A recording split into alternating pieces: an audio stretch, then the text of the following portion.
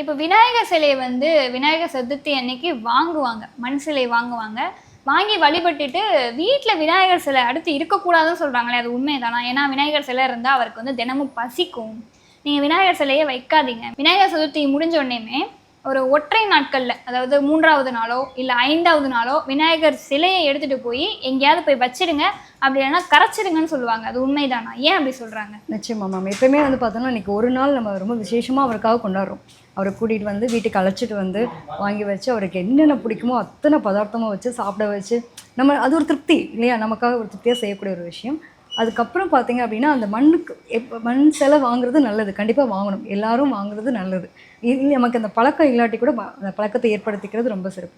இன்னொரு விஷயம் பார்த்தீங்கன்னா, எப்படி கூப்பிட்டாலும் நம்மட்ட விநாயகர் வரப்போறாரு. அத நம்பி எத்தனை பேர் வந்து அவங்களுடைய பிழைப்புக்காகவே காத்துட்ருக்காங்களே, எனக்கு எப்படா அந்த விநாயகர் சதுர்த்தி வரும், அதுதான் எங்களுடைய வருமானம்னு. அந்த ஒரு காரணத்துக்காகவே நம்ம அந்த விநாயகரை வாங்குறது ரொம்ப சிறப்பு.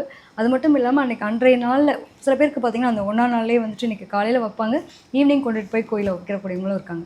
3ஆம் நாள் நிறைய பேர் பார்த்திங்க அப்படின்னா 3ஆம் நாள் வரைக்கும் அந்த 3 நாளுமே அவங்களுக்கு காலையில் மதியானம் அந்த எப்படி நம்ம கோயிலில் வந்து ஒரு பூஜைகள்லாம் வரைமுறைப்படி பண்ணுவோம் இல்லையா?